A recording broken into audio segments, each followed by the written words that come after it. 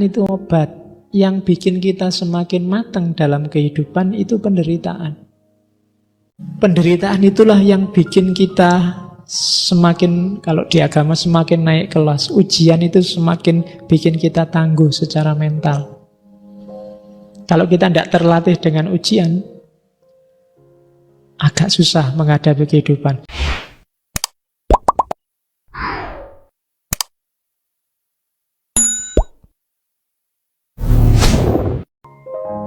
Assalamualaikum warahmatullahi wabarakatuh. Bismillah, mari kita lanjutkan ngaji kita.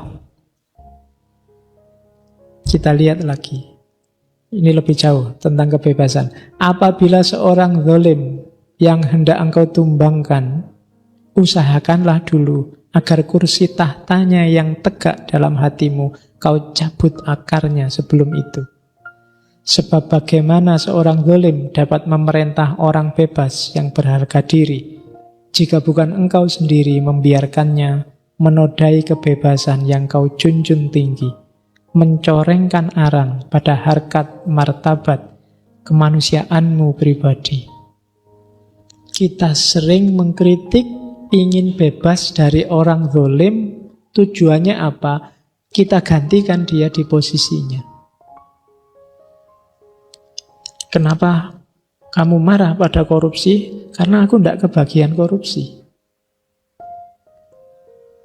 Kenapa kamu nggak mau ditindas? Karena lebih enak nindas. Yang dulu demo mati-matian melawan pemerintah, begitu jadi DPR, ganti sekarang dia berposisi yang didemo. Ternyata selama ini visinya ke situ memang. Jadi kalau akar kezaliman ini sebenarnya ada juga di batinmu, percuma kamu mengkritik orang yang zalim. Karena batinmu sendiri belum bebas. Sebenarnya kamu kayak yang kamu kritik cuma belum dapat kesempatan saja. Jadi ini kamu harus cek sendiri dirimu. Kalau mau mengkritik sesuatu, jangan-jangan kamu juga seperti itu. Terus ingat-ingat lagi bahwa kalau ada beban kesusahan yang hendak engkau tinggalkan, maka ingatlah bahwa beban itu telah pernah menjadi pilihanmu, bukannya telah dipaksakan di atas pundakmu. Kalau istri kamu anggap beban bagimu, dulu kamu sendiri yang milih istri. Kalau kuliah sekarang jadi bebanmu, wong kamu sendiri yang daftar kuliah. Kalau Islam jadi bebanmu, wong kamu sendiri yang sampai hari ini memutuskan masih jadi muslim. Jadi jangan-jangan keliru. Kamu ingin membebaskan diri dari sesuatu padahal wong kamu sendiri yang milih. Tidak ada yang maksa satupun kamu milih itu. Jadi perhatikan, kalau kamu ingin bebas dari sesuatu, merasa terbebani oleh sesuatu, jangan-jangan itu kamu sendiri yang menempelkan beban itu dalam hidupmu. Atau bila mana ketakutan yang ingin kau hilangkan, maka ingatlah perasaan takut, perasaan ngeri yang ada di hatimu itu tidak berada pada dia yang kau takuti, tapi pada dirimu. Jadi kamu takut apa? Takut ditindas, itu kan yang takut dirimu. Ada di batinmu. Membebaskannya gampang, ya jangan takut. Tidak usah kamu marah-marahi yang kamu takuti. Dosen killer, kamu mangkel takut luar biasa sama dosen killer itu. Gimana Pak caranya bebas dari dosen killer? Biar tidak takut lagi. Ya tidak usah takut. Wong takutnya itu kamu kok, ada di dirimu sendiri. Kalau kamu nggak takut kan selesai. Persoalannya ada dalam diri kita, tidak pada objek yang kita takuti. Takut hantu, itu kan problemnya ada di takutmu, bukan pada hantunya. Wong hantunya nggak ngapa-ngapain. Wong dia cuma kelihatan sebentar dan kamu lari-lari. Dia nggak niat nakut-nakuti. Kalau dia wajahnya serem loh Pak, lah memang wajahnya begitu. Ya kan, takutnya kan ada dalam dirimu, tidak pada hantunya. Mungkin dia juga serem melihat kamu. Dia juga takut lihat kamu. Jangan dikira yang serem cuma dia. Jadi itulah kebebasan. Coba dicek lagi deh. Jadi rumusnya, jangan sampai kamu pingin bebas dan akhirnya terbelenggu oleh kebebasanmu sendiri. Jangan sampai kamu pingin membebaskan diri dari sesuatu yang kamu anggap jelek, padahal ternyata dalam dirimu kejelekan itu juga ada. Jangan sampai kamu bebas dan merasa terbebani oleh sesuatu, padahal itu pilihanmu sendiri. Jangan sampai kamu merasa terikat, ketakutan, tersubordinasi oleh sesuatu, padahal itu kamu sendiri, dalam dirimu sendiri. Gak ada yang menyuruhmu begitu. Itu kebebasan. Terus, akal dan perasaan. Akal, pertimbangan, dan perasaan hati diibaratkan kemudi dan layar jiwa yang mengarungi laut kehidupan. Jikalau patah salah satu layar atau kemudi itu, kau masih mengambang, namun terombang-ambing gelombang, atau terhenti lumpuh tanpa daya di tengah samudera. Akal yang sendiri mengemudi, laksana tenaga yang menjebak diri. Sedangkan perasaan yang tak terkendali, bagai api yang membara, menghanguskan diri.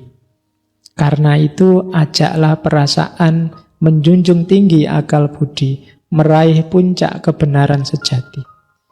Keduanya mewujudkan sebuah simfoni.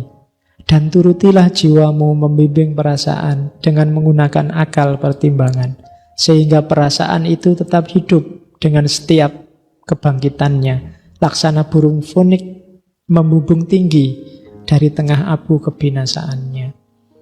Jadi ini ada yang tanya, gimana tentang akal dan perasaan, rasio dan hati nurani? Katanya Gibran, katanya Al-Mustafa, akal dan perasaan itu seperti kemudi dan layar. Dua-duanya penting. Kemudinya ada, tapi layarnya rusak, tidak bisa bergerak. Layarnya ada, kemudinya rusak, tidak bisa diarahkan. Kalau hanya menuruti hati, perasaan tanpa akal, kadang-kadang kita kejebak, kita keliru, kita tersesat. Atau hanya menuruti akal, tapi tanpa perasaan, ya tidak bisa bergerak, rasanya hidup ini kering, tidak ada rasanya. Jadi dua-duanya dalam hidup harus sama-sama jalan. Tidak usah disendiri-sendiri, Pak, saya kan filosof, akal yang di nomor satu kan, tidak. Akal tanpa perasaan kering, perasaan tanpa akal tidak terarah. Dua-duanya penting. Akal kita harus hidup, perasaan juga harus hidup. Seperti layar dan kemudi dari sebuah kapal. Oke, terus penderitaan.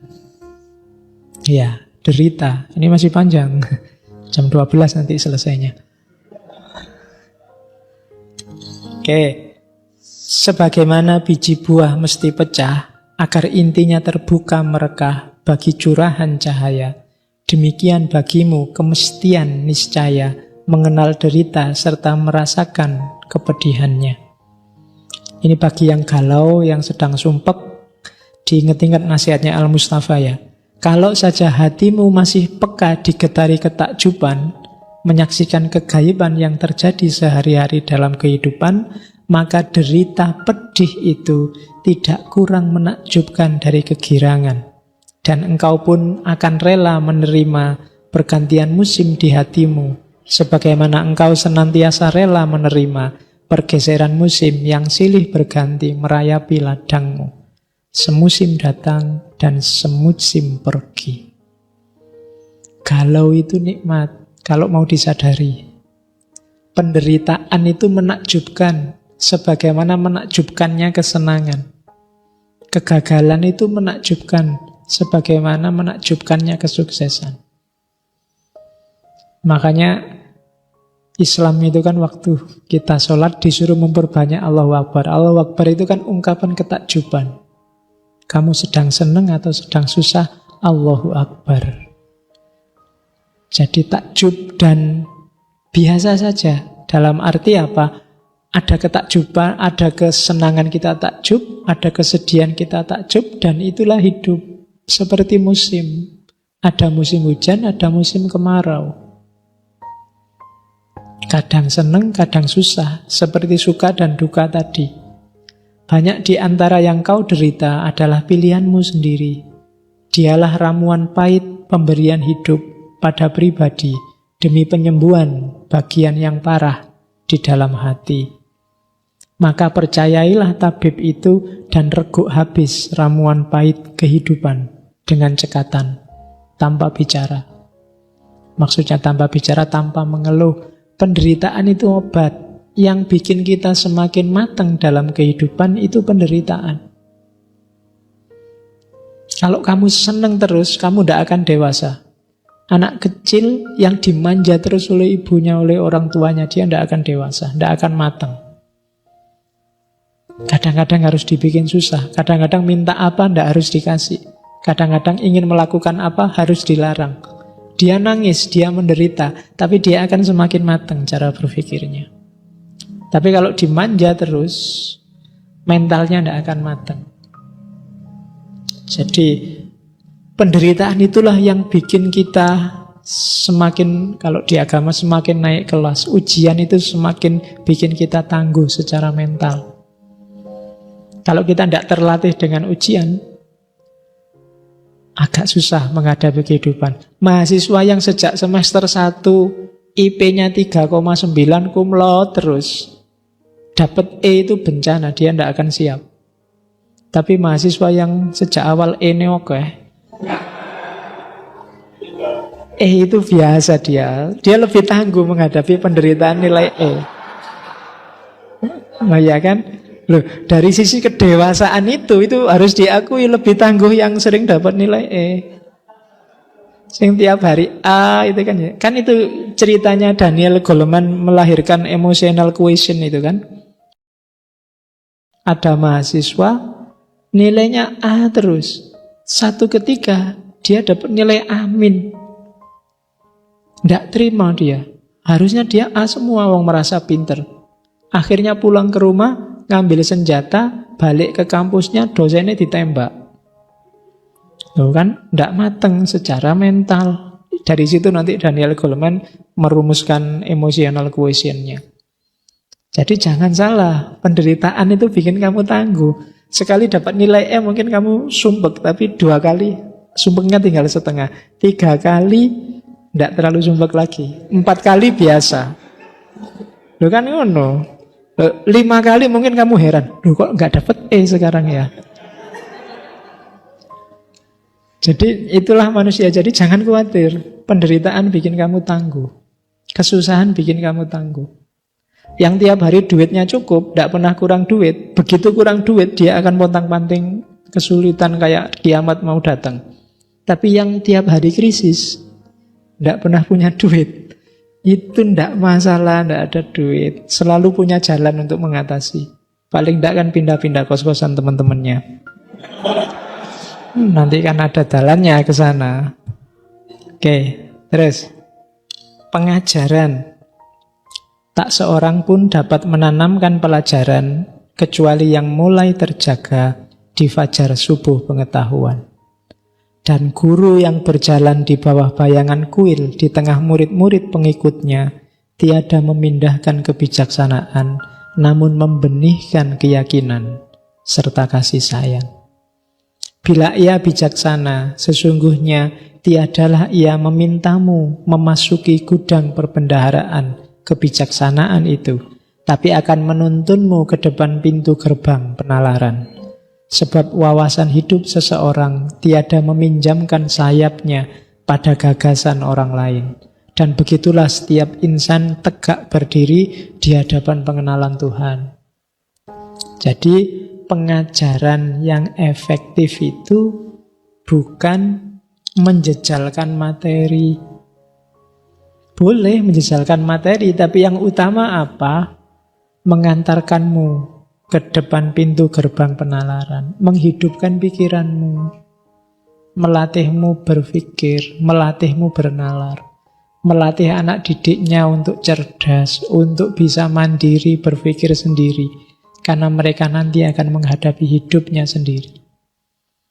Jadi, kalau sekedar materi, bisa orang baca buku sendiri. Tapi cara mengelola materi, itu yang lebih penting. Dan itu tugas beratnya para guru. Kalau di sini ada yang fakultas tarbiyah. Jadi tidak dijejalkan materinya, tapi diajarkan cara mengelola materi. Ajarkan cara dia memahami pengetahuan, ajarkan cara dia menginterpretasi, menganalisis pengetahuan. Itu lebih penting. Ajari logika, ajari bahasa, ajari cara bernalar, cara berpikir, menanggapi persoalan, menghadapi perbedaan, menghadapi teori pemikiran yang berbeda. Itu lebih penting. Itu pengajaran. Persahabatan. Di saat berpisah dengan teman, kau tiadakan berduka cita. Sebab apa yang paling kau kasihi darinya amatlah mungkin lebih cemerlang dari kejauhan. Sebagaimana sebuah gunung nampak lebih agung dari tanah ngarai daratan. Jadi, tidak usah galau kalau kita bersahabat dan kemudian terpisah. Apalagi sudah saling jatuh cinta kemudian LDR. Kadang-kadang kejauhan itu semakin memperindah. Kayak gunung-gunung itu kan dilihat dari indah lebih jauh, lebih indah. Walik ya. Dilihat dari jauh lebih indah daripada kamu datang ke sana. Kalau dari jauh gunung itu kan kelihatannya mulus.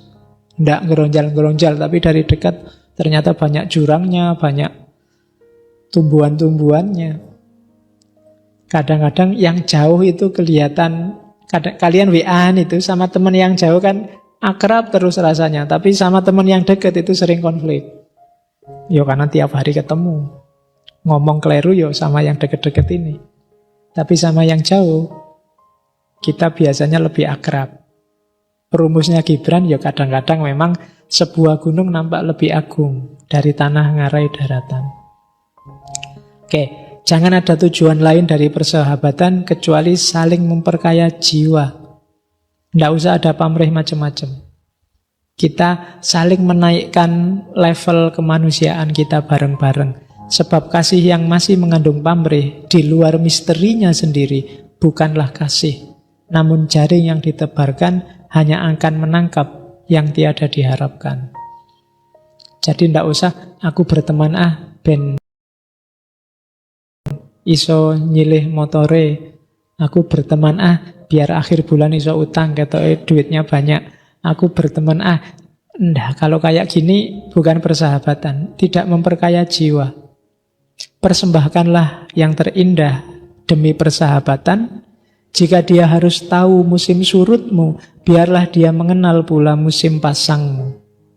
Sebab siapakah sahabat itu hingga engkau hanya mendekatinya untuk bersama, sekedar akan membunuh waktu. Jadi kadang-kadang kita waktu galau kan nabrak-nabrak nyari teman yang bisa diajak curhat. Tapi waktu seneng diem aja. Waktu dapat hadiah uang banyak meneng wae. Tidak kabar-kabar, tapi waktu stres, wah, gayanya curhat di Facebook, di WA, temennya dikasih tahu semua, aku sedang susah nih. Jadi nyari teman hanya untuk tempat curhat. Ada juga nyari teman yang tinimbang nganggur, hanya untuk membunuh waktu. Carilah teman untuk bersama menghidupkan sang waktu, bukan menghabiskan waktu. Kamu yang bisa menafsirkan ya. Hidupkan waktumu bersama-sama, bukan habiskan waktumu bersama-sama. Jadi lakukan bersama-sama hal-hal yang bermanfaat, yang nantinya tidak kau sesali. Kayak saya bilang di awal tadi, jangan sampai nanti, oh iya ya, dulu aku dekat sama dia, coba aku belajar itu dari dia, coba aku dapat sesuatu dari dia. Kalau sudah lewat ya eman-eman, karena kemarin cuma menghabiskan waktu. Sekarang saatnya menghidupkan waktu. Terus kebaikan dan kejahatan. Katanya Gibran, tentang kebaikan manusia, aku bisa bicara. Namun tidak mengenai kejahatannya. Sebab apalah kejahatan itu, selain kebaikan juga yang tersiksa oleh lapar dan hausnya sendiri. Sebenarnya jika kebaikan itu kelaparan, dia akan mencari makanan walau sampai ke lorong kegelapan. Dan apabila dahaga, ia akan minum, walau yang direguknya air beracun. Engkau benar apabila engkau berusaha memberikan dirimu. Namun engkau bukannya jahat apabila engkau masih mencari untung bagi dirimu. Sebab pencari untung diibaratkan hanya sekedar menghisap susu ibu bumi, bagaikan akar.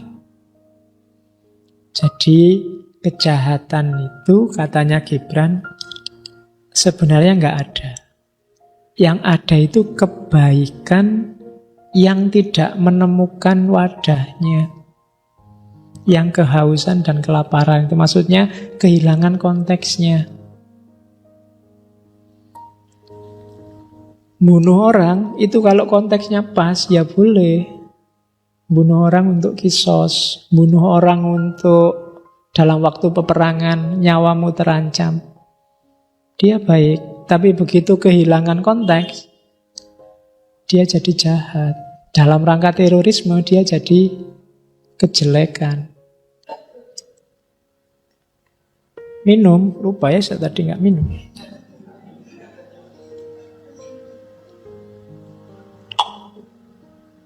Minum ini kebaikan. Tapi kalau konteksnya tidak pas, dia bisa jadi kejelekan, kejahatan. Konteksnya tidak pas itu bisa misalnya berlebihan, porsinya kebanyakan, dia akan jadi kejahatan. Kenapa tadi makan gula itu kok terus dianggap jelek? Karena awalnya kita melakukan kejahatan dengan gula, kokean, sampai melahirkan diabetes. Jadi terus yang semula itu janjinya baik, terus gula jadi jahat. Bukan karena gulanya yang jahat, tapi konteksnya yang ganti sekarang. Karena kemarin kamu berlebih-lebihan sih. Tidak ada gula jahat itu. Ngerokok itu ya jahat, cuma kan dia tidak jahat pada dirinya sendiri. Kalau kamu ngerokoknya sehari cuma setengah dalam rangka apa, mungkin ya tidak masalah. Cuma kamu ngerokoknya kan oke, lebih banyak daripada nafasmu. Ya mesti wae ngerusak. Gitu loh. Ngerokok itu kan baik-baik saja asal nggak dibakar. Itu namanya ngemut. Oke. Jadi buah pohon tak mungkin berkata pada akarnya, jadilah seperti aku yang masak dan ranum ini, senantiasa memberikan kelimpahan hasilnya. Sebab bagi sang buah memberi adalah kebutuhannya, sedang bagi sang akar menerima adalah kebutuhannya. Jadi apa-apa harus sesuai porsinya dan proporsinya, baru itu baik. Oke, terus doa.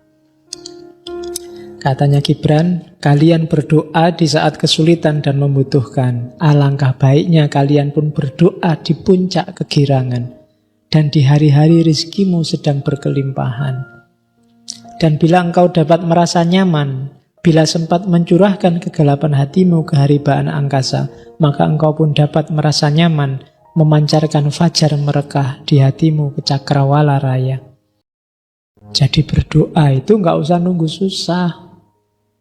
Menyampaikan terima kasih pada Allah, ya sampaikan aja lewat doa. Doa itu kan komunikasi kita yang paling dekat sama Allah. Jadi di hari rezekimu sedang banyak, ya sampaikan pada Allah. Minta Allah rezekimu barokah, bermanfaat, tidak sia-sia. Kan nggak ada yang nggak bisa diminta dari Allah. Tidak harus nunggu sumpek. Kamu dapat nilai A pun berdoalah, ya Allah semoga nilai A ini membantu masa depanku. Semoga nilai A ini barokah. Semoga nilai A ini tidak cuma membahagiakanku tapi juga. Itu berdoa. Apalagi dapat nilai E. Ya kan? Jadi tidak harus nunggu sedang. Kamu kaya berdoalah. Miskin juga berdoalah. Hujan berdoalah, kemarau juga berdoalah. Kalau engkau memasang telinga pada kesucian malam, engkau akan mendengar mereka. Mereka ini alam semesta, bicara dalam kebisuan. Alam semesta aja secara konstan katanya Gibran selalu berkomunikasi sama Allah. Apa kira-kira katanya? Tuhanku yang agung, kemauanmu lah yang berlaku dalam diriku. Doronganmu lah dalam diriku, yang merubah malam milikmu menjadi hari yang menjadi milikmu pula. Kami tak kuasa meminta apa-apa. Karena mereka alam, yang dikasih kuasa minta-minta kan kita.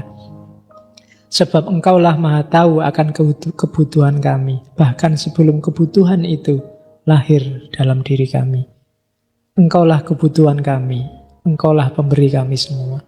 Alam aja, meskipun dia tidak butuh apa-apa, dia tidak sedih, tidak senang, berdoa. Apalagi kita. Itu maunya Gibran. Kesenangan.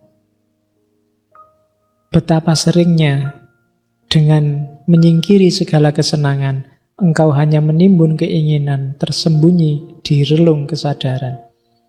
Siapa tahu bahwa apa yang nampaknya lenyap sekarang dari permukaan hanya menanti saat kebangkitan di kemudian hari. Bahkan jasmani memahami kodratnya dan kebutuhan hak alamiahnya, serta tiada sudi mengalami tipuan dari akal manusia. Jasmani adalah kecapi jiwa, tergantung kepada manusia untuk menggetarkannya dengan petikan lagu merdu ataupun suara yang tiada menentu. Ya, apa sih kesenangan itu? Kesenangan itu, ya kalau bagi Gibran lagu kebebasan, maksudnya fitrah kita, natural kita. Allah menurunkan kita ke muka bumi itu bukan untuk sumpek-sumpek. Kita dikasih banyak sekali fasilitas itu untuk kita senang. Kita dikasih nafsu juga, asal nggak berlebihan itu biar kita bahagia. Kenapa nggak boleh berlebihan? Biar kita nggak susah akhirnya, bukan demi Allah. Senenglah, rayakanlah hidupmu. Semua makhluk nggak ada yang dikasih fasilitas untuk seneng. Kita yang dikasih. Jangan bikin Allah kecewa. Dikasih fasilitas semewah ini untuk seneng, untuk bahagia. Kita tiap hari mengeluh. Kita tiap hari sumpek. Itu paragraf kedua, dia nyindir orang-orang yang suka menyiksa diri. Sok menghindari kesenangan. Termasuk yang ndak nikah, ndak mau makan puasa terus-terusan, yang sejenis itu. Katanya Gibran, itu cuma memendam saja. Pada saatnya dia bisa tampil, bisa ndadi. Ada orang demi spiritualitas, yang jasmani tak tinggal. Hati-hati, itu blunter, dia cuma dipendam. Itu yang bikin ada orang level spiritualnya tinggi, tiap tahun gonta-ganti istri. Ada kan yang kayak gitu. Dia belum selesai dengan nafsu seksnya. Awalnya, udah demi Allah, demi spiritualitas. Itu yang jasmani, nafsu-nafsu tak tinggal semua. Nggak, belum beres kamu di situ. Bereskan dulu urusan itu, baru naik kelas ke level spiritualitas. Penuhi dulu hak jasmaniahmu, setelah itu naiklah ke level spiritual. Allah ngasih tubuhmu itu tidak untuk disiksa, jadi sumber kesusahan, kesengsaraan.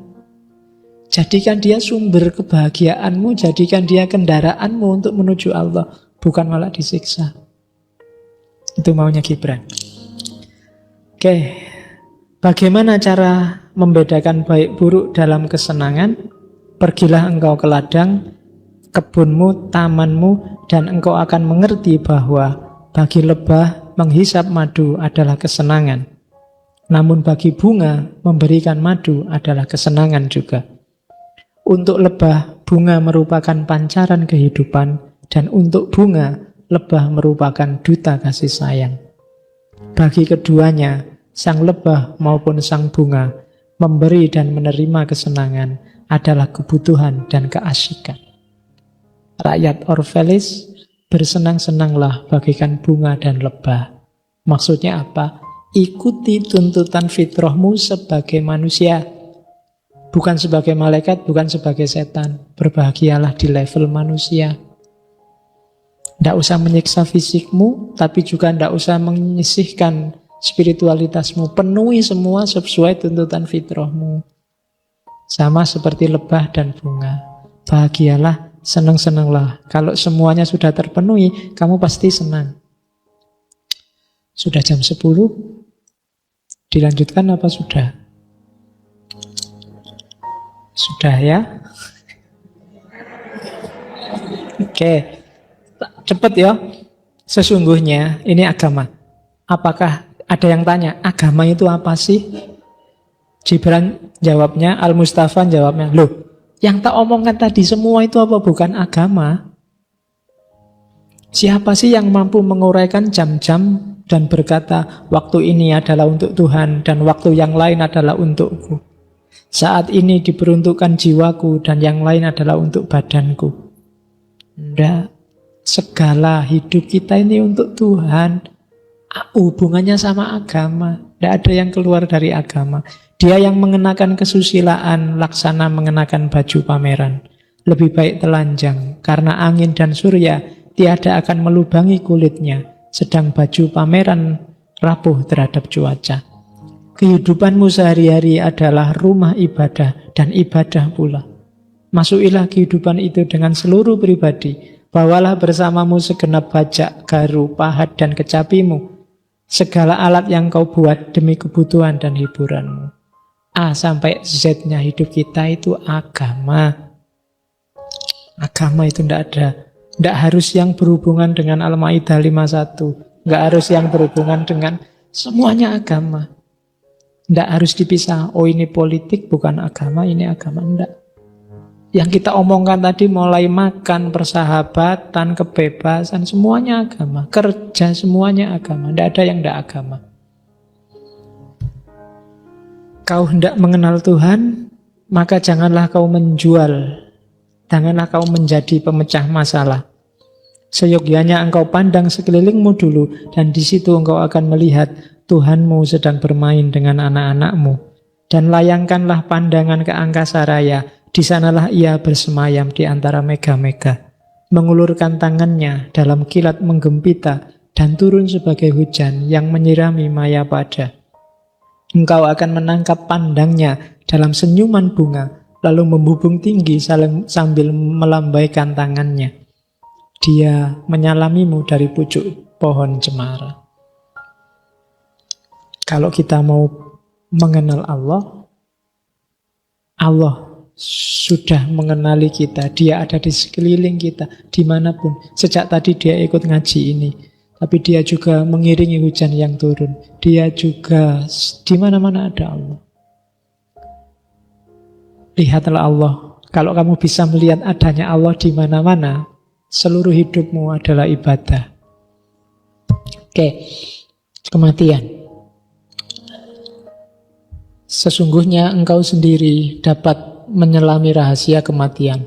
Tapi betapa engkau akan berhasil menemukan dia selama engkau tidak mencarinya di pusat jantung kehidupan. Kehidupan dan kematian adalah satu, sebagaimana sungai dan lautan adalah satu. Getarmu menghadapi kematian ibarat gemetarnya anak gembala ketika berdiri di hadapan raja yang berkenan meletakkan tangan di atas kepalanya, pertanda restu dan sejahtera. Tidakkah sukacita si anak gembala di balik gemetarnya bahwasanya ia diperkenankan menerima restu sang raja? Namun demikian, bukankah penghargaan ini semakin membuat gemetar jiwa? Jadi, jangan takut dengan kematian. Kalau kamu berani hidup, pasti berani mati. Kematian itu, gambarannya Gibran sangat indah. Seperti anak gembala yang ketemu oleh rajanya, terus kepalanya dipegang. Itu dia mesti gemetar luar biasa. Gemetarnya bukan apa-apa, tapi antara takut, antara suka yang luar biasa, antara siap-siap mau dapat anugerah penghargaan dari si raja itu. Jadi gemetarmu menghadapi kematian bukan gemetar yang kecil hati, tapi gemetar menyambut anugerah dari seorang raja, sementara engkau hanya anak gembala. Itu katanya Gibran. Padahal Apa sih kematian itu selain telanjang di tengah angin serta luluh dalam sinar surya? Apakah arti nafas berhenti selain membebaskannya dari pasang dan surut ombak yang gelisah sehingga bangkit mengembang lepas tanpa rintangan menuju ilahi? Jadi kematian adalah kebebasan yang sejati, yang harusnya kita impi-impikan, karena itulah jalan kita bisa lepas dari penjara tubuh, bertemu dengan yang ilahi, raja dari segala raja. Perpisahan. Ini pidato perpisahannya. Ya. Rakyat Orvalis tercinta, dengarlah, sang angin telah memanggilku pergi. Tiada terburu aku seperti bayu itu, namun saatnya tak tertangguhkan lagi. Kami kaum pengembara yang senantiasa mencari jalan yang lebih sepi, tak pernah menyongsong pagi di tempat sama seperti kemarin yang masih kami huni, dan tak pernah menyambut fajar di tempat sama seperti kemarin kami akhiri. Bahkan selama bumi tidur, berkelana jualah kami. Kami benih tanaman dari jenis yang kuat bertahan, dalam keranuman dan isi hatilah letak alasan. Mengapa senantiasa kami terbawa, mengembara di atas pawana, dan tersebar kemana-mana? Tiada lama aku berada di tengah-tengahmu, terlebih lagi ucapan hati, amatlah singkatnya.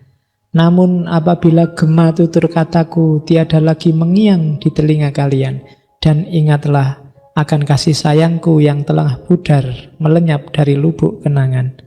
Itulah saatnya aku akan datang kembali lagi untuk berbicara dengan hati yang bertambah kaya, dari bibir yang lebih pasrah kepada roh suci.